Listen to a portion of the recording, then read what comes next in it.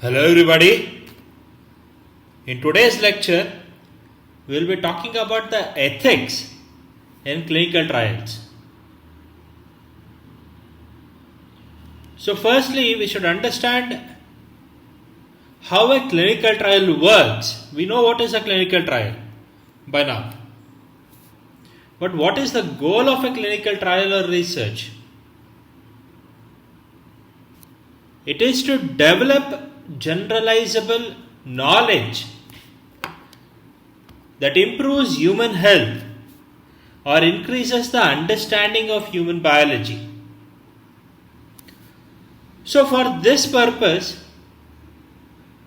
there will be certain participants or volunteers who are recruited to such clinical trials. And with the help of such participants and volunteers, we can be in a position to secure that knowledge about the human biology. But why clinical trials is the next big question that arises. Have we not known enough about the human biology? We do know the anatomy, we do know the physiology, we do know how the body system works. But why should we still conduct clinical trials? Most importantly, such clinical trials focus on checking the safety and efficacy of a new drug or a therapy. So what happens is, whenever a new drug is designed or discovered, after multiple screenings on various animals, one last screening in human beings will be required before the drug can hit the market.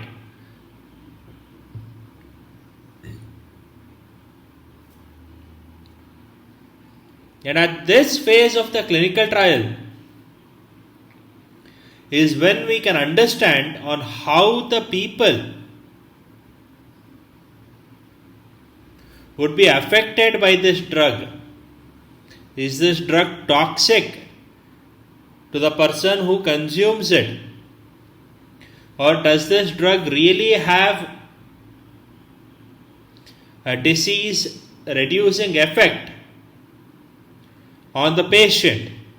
Is what can be checked in clinical trials, and this is exactly why clinical trials are needed. But what is the cost of a clinical trial? Or at what cost do we conduct a clinical trial? Whenever we are conducting a clinical trial, we are putting some people at the risk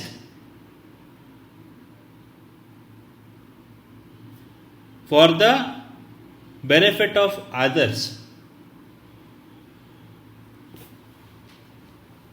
And such people who are the volunteers of that clinical trial are also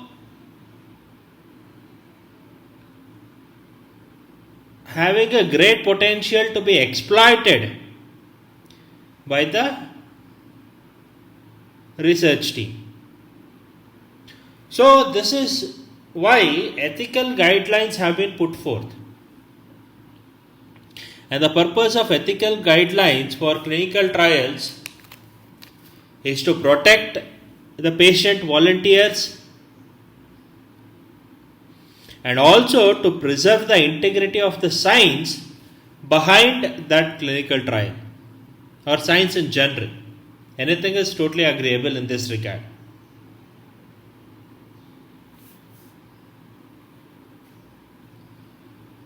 Why did ethical guidelines come into being? This was mainly developed in the 20th century in response to those studies which were conducted in the past and reported abuses to the volunteers. So these abuses were primarily racist or gender discriminations. And to cut this down, numerous codes of ethics and regulations were put forth. And some of the most influential codes of ethics and regulations that are being carried out even today, or that are being followed even today, are the Nuremberg Code, which was put forth in the year 1947, the Declaration of Helsinki, announced in 2000, the Belmont Report of the 1979, the CIOMS, or the Council for International Organizations of Medical Sciences Codes of Ethics, which was announced in 2002, and the US Common Rule of 1991.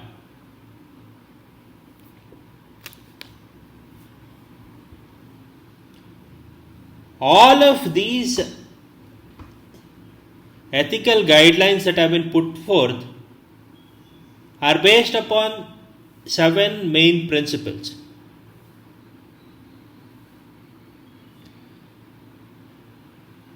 Which are the social and clinical value, the principle of scientific validity, the principle of fair subject selection, the principle of favorable risk-benefit ratio, an option of independent review, obtaining informed consent, and lastly, to respect the potential and enrolled subjects. So, the ethics in clinical research are predominantly based on these principles. And let us look into each of them and how they put forth certain regulations towards conduct of clinical research.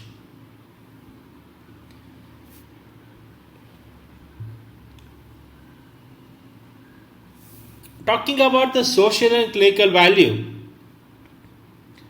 every research study is designed to answer a specific question.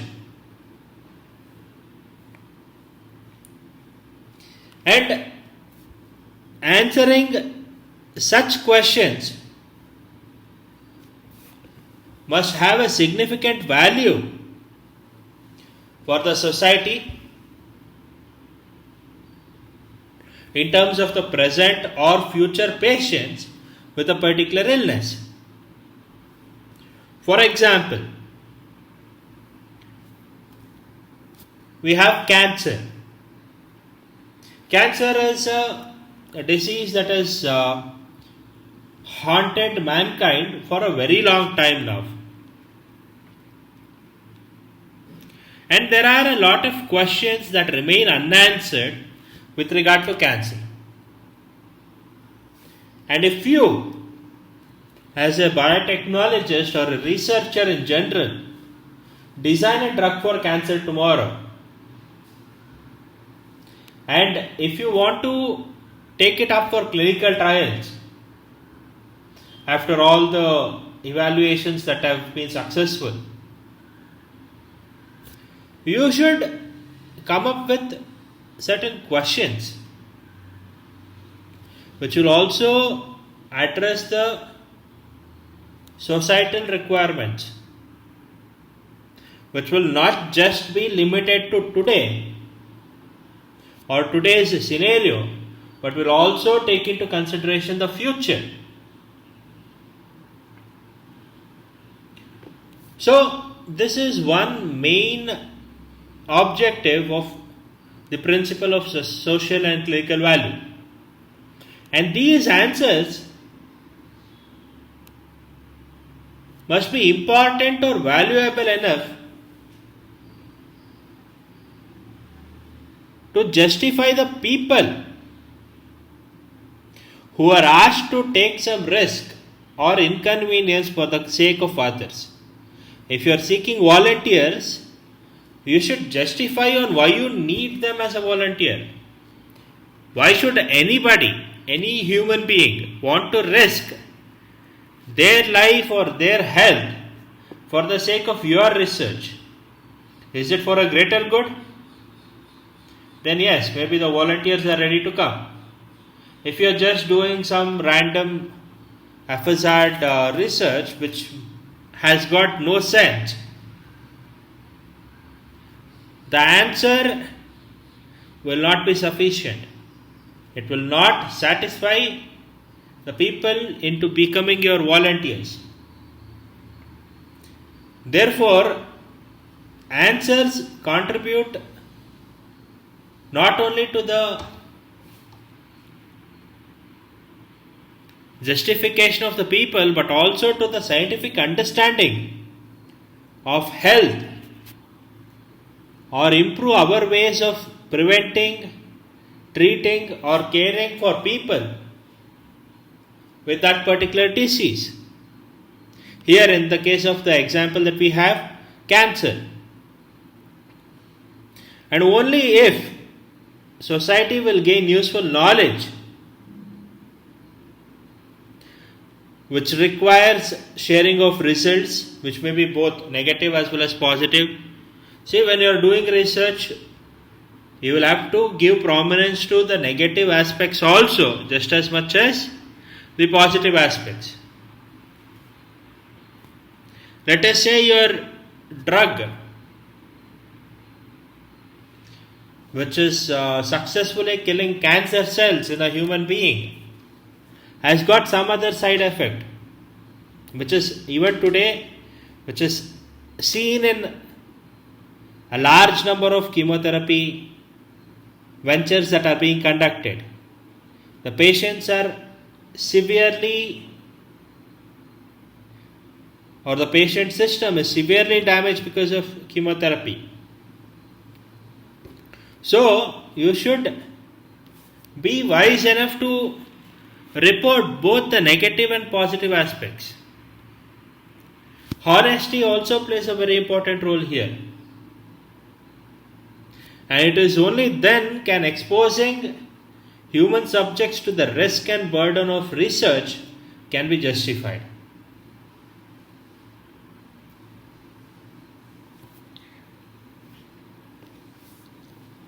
Now moving on to the principle of scientific validity. Any study should be designed in a way that will get an understandable answer to the valuable research question.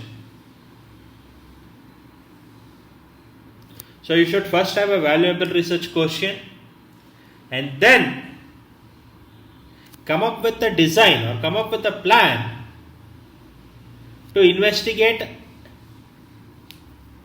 on that particular question and to find answers.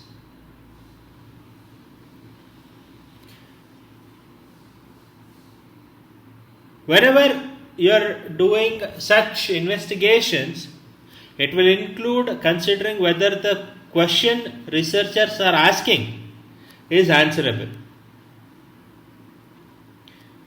This is the most important thing.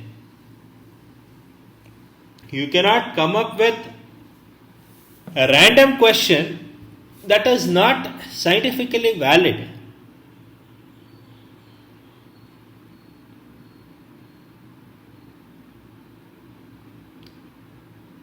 And also whether the research methods are valid and feasible,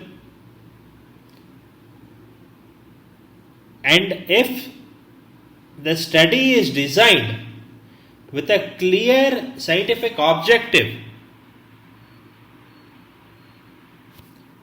by using the accepted principles, methods and reliable practices.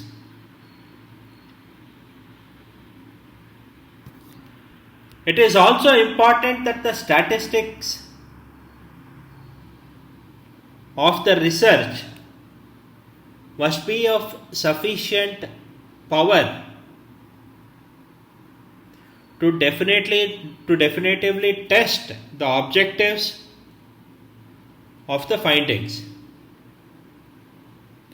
So, if you are doing some research across a group or across multiple groups, there should be a statistical correlation or justification available for the findings you have made. And in any case, invalid research is unethical because it is a waste of resources, and it also exposes a lot of people to risk, a lot of people who are working as volunteers to this particular program will be exposed to risk for no purpose, for no benefit at all. So, it is always good to have a scientific validity before conducting clinical research. That is the ethically correct way of doing a clinical research. Next comes the fair subject selection. Here, the main question is that who does the study need to include?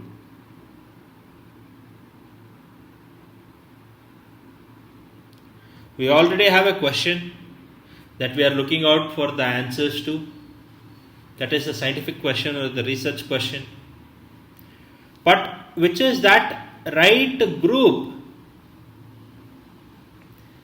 that will be ideal for you to find answers with?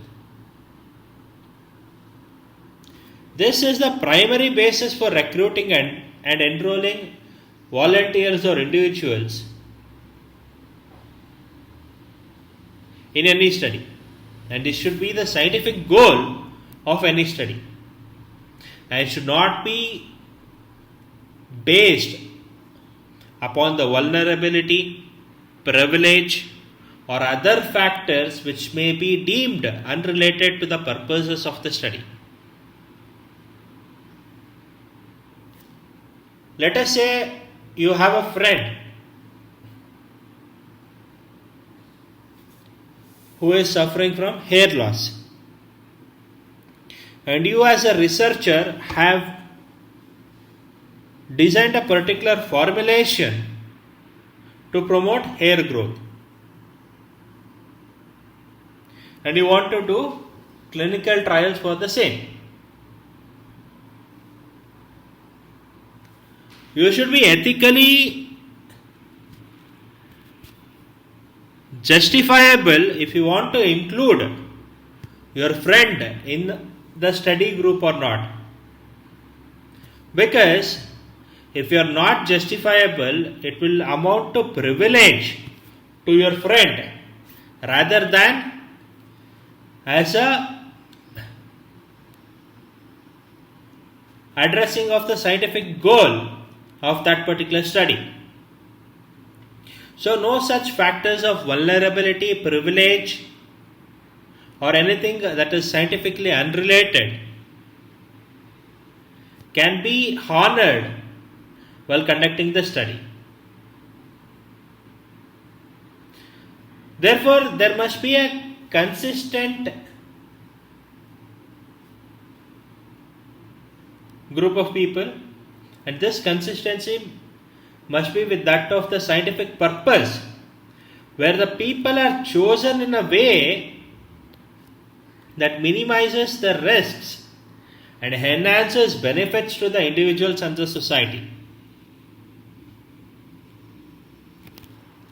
The group and individuals who accept the risks and burdens of research, since they have volunteered and since they are ready to face the challenge, they should be in a position to enjoy its benefits on a longer run.